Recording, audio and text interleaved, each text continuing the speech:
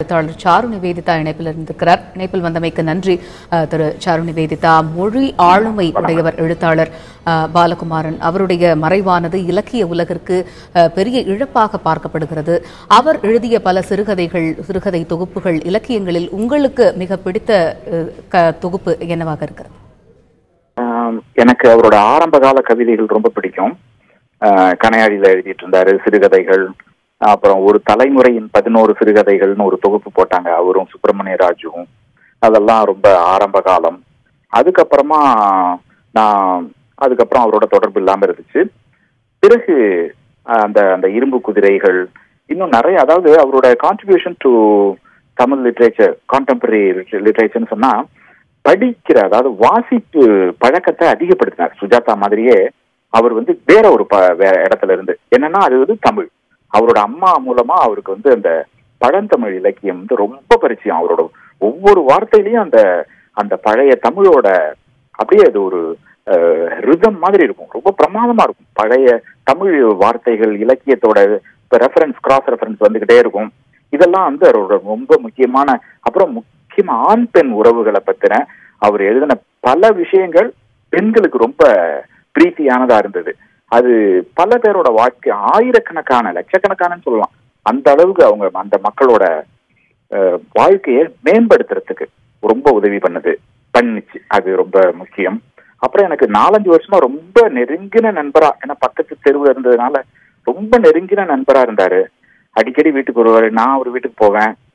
நான் ஒரு சித்தர்னு தான் நினைக்கிறேன். ஏன்னா அது ரொம்ப முக்கியம் அவரோட ஆன்மீகத்துல துறையில. அவர் ஏன்னா இன்னும் 1 வருஷம் தான் என்னோட காலம்னு போன வருஷம் அவர் ரொம்ப வெளிப்படையா பல நண்பர்கள்ட்டையும் எழுதியும் இருக்காரு, இன்னும் 1 வருஷம் தான் என்னோட காலம் அப்படின்ட்டு. அதே மாதிரி இப்போ அது அப்படி நடக்காதுன்னு நான் நினைச்சிட்டு இருந்தேன். அவரோட ஆன்மீகத்துல இது போதும்னு ஒரு புக்கை எனக்கு கொடுத்தாரு.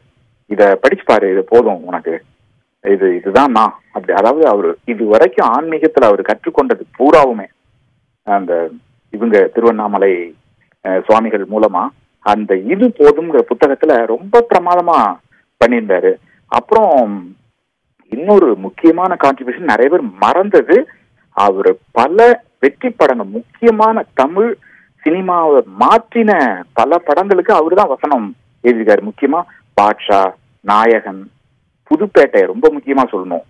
ஏன்னா அந்த புதுப்பேட்டையில எல்லாம் இவர் மாதிரி பேக்ரவுண்ட்ல இருக்கிற ஒருத்தர் வசனம் எழுத முடியுமா? ஏன்னா அந்த வசனம் நிறைய பேர் எழுதுறாங்க, ஆனா இவரோட வசனம்னா இது பாலகுமாரனோட டச் அப்படிங்கிற மாதிரி.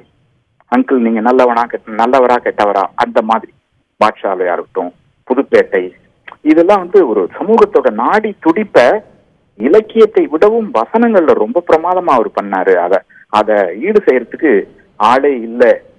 அது ஒரு பெரிய இழப்புன்னு தான் நினைக்கிறேன். அதுவும் ரொம்ப இளைஞர்களோடையும் சேர்ந்து வேலை செஞ்சிருக்காரு. அந்த வசனம், திரைக்கதை, அதெல்லாம். இன்னொரு முக்கியமான ஒரு விஷயம் சொல்லணும், அவரோட ஒரு நாவலை ஜீரோ டிகிரி பப்ளிஷிங் அப்படிங்கிற ஒரு பப்ளிஷிங் அமைப்பு வில்ஃபுல்லி ஈவில் அப்படிங்கிற ஒரு ஆங்கிலத்துல மொழிபெயர்த்து வில்ஃபுல்லி ஈவில்னு ஒரு ஜனவரி மாதம் தான் வெளியிட்டாங்க.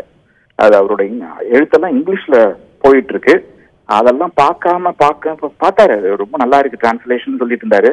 இன்னும் அவரோட நிறைய ஒர்க்கை இங்கிலீஷ்ல கொண்டு போறதுக்கு அவங்க ட்ரை பண்ணிட்டு இருந்தாங்க.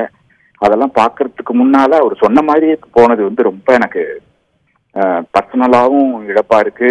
ஒரு நண்பரை இழந்துட்டுமேன்னு இருக்கு.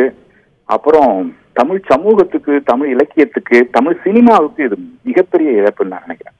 நிச்சயமாக செய்ய முடியாத இழப்புன்னு தோணுது. நீங்கள் கூறியது போல இது மிகப்பெரிய இழப்பு இலக்கிய உலகிற்கு. அது மட்டுமின்றி நீங்கள் குறிப்பிட்ட அந்த இரும்பு குதிரைகள் பதிப்புக்காகவும் இலக்கிய விருது பெற்றிருக்கிறார்.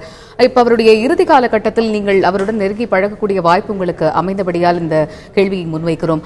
கடைசி காலத்தில் அவர் ஏதேனும் பதிப்பிற்காக அவர் ஏதேனும் சிறுகதை தொகுப்பையோ நூல்களையோ அவர் எழுதி இருக்கிறாரா? அது தொடர்பான ஏதேனும் தகவல்கள் உங்களுக்கு தெரியுமா? அவர் அந்த சோழ காலகட்டத்தை பத்தி இன்னும் நிறைய நாவல்கள் எழுதணுங்கிற திட்டத்துல இருந்தாரு. அதுக்கான ஆய்வுகள் செஞ்சுட்டு இருந்தாரு. அது அவரு கூட இருக்கிறவங்க, அவங்களோட அசிஸ்டன்ட்டுகளுக்கு மற்றபடி ரொம்ப தீவிரமா தெரியும். ஆனா நானும் அவரும் ஈடுபாட்டோட ரொம்ப வேலை செஞ்சது அந்த இங்கிலீஷ் டிரான்ஸ்லேஷன் அவரோடதெல்லாம் போகணும் அப்படின்னு சொல்லி. அதுலதான் அந்த வில்ஃபுல்லி ஈவில் வந்தது. இன்னும் 4-5 நாவல்கள் வர்றதுக்கான இன்னும் வரும். ஆனாலும் அவர் அதை பார்க்க முடியலங்கிறது தான் ஒரு வருத்தம்.